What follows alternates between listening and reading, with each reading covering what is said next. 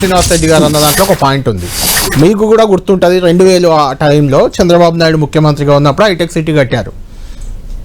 Hitech city కట్టినప్పుడు చుట్టూ మొత్తం వాళ్ళకి సంబంధించిన వాళ్ళు భూములు కొనుక్కున్నారని రకరకాల, నేను అదే అంటున్నానండి. వచ్చింది ఈ రోజు దాని వల్లే కదా ఇప్పుడు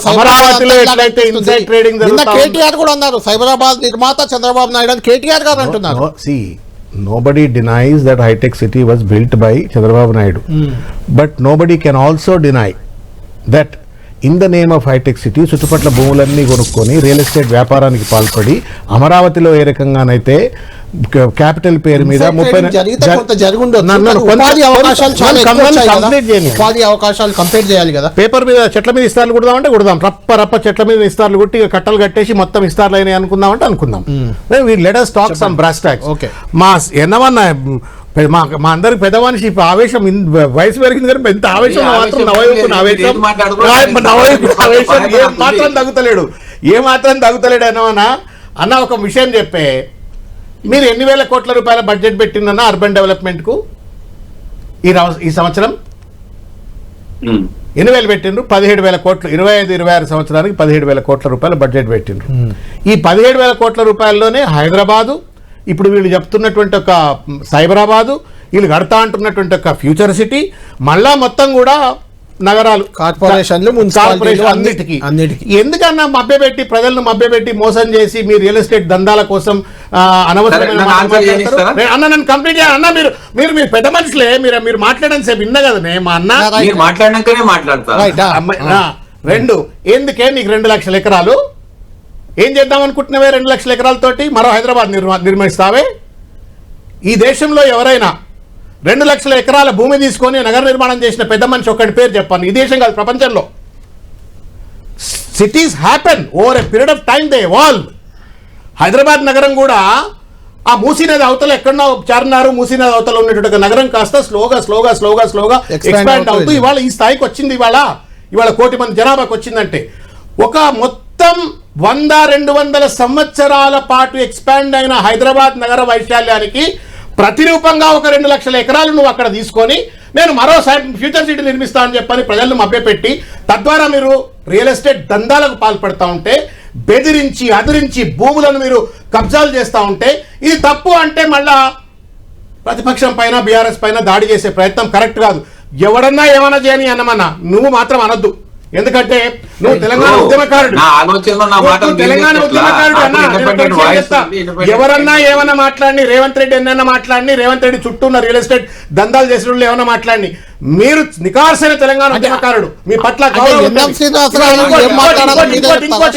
ఇంకోటి మనందరం ఉద్యమకారులకు తెలంగాణ మొత్తం ఒక సమగ్రమైనటువంటి ఒక సమతుల్యమైన అభివృద్ధి సాధించి పెట్టే ఒక లక్ష్యం మన పైన ఉంది, బాధ్యత మన పైన ఉంది. దాన్ని వదిలిపెట్టి ఒక వ్యక్తి రియల్ ఎస్టేట్ దందాలకు పాల్పడతా ఉంటే ఎట్లా మీరు మద్దతు ఇస్తారో మీరు చెప్పండి. 3వ పాయింట్ చెప్తాను. నేను అడుగుతా ఉన్నా, are you will constructing pharma city or not? అదే ఫార్మాసిటీ పేరు మీద మీరు అదే ముచ్చర్లలో ఇవాళ మళ్ళీ ఫ్యూచర్ సిటీ అని చెప్పని అక్కడనే ఏ హబ్ అని చెప్పని మాట్లాడుతూ ఉన్నారు. మీరు టెక్నికల్గా కోర్టులో ఏం చెప్పిండ్రు? ఫార్మాసిటీ మేము రద్దు చేయట్లేమని అంటున్నారు. బయటకు వచ్చేమంటున్నారు.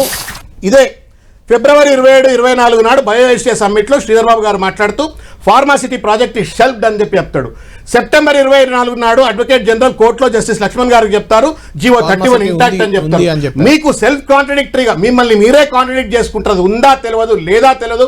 చట్టం ప్రకారంగా ఆ భూమి రైతులకు ఇవ్వాలా if in case you are not constructing pharma city. దాన్ని పక్కన పెట్టి రియల్ ఎస్టేట్ దందాలు చేసుకుంటా మళ్ళీ చేస్తున్నారు అంటే చేయట్లేదు అంటే ఏం చేద్దాం?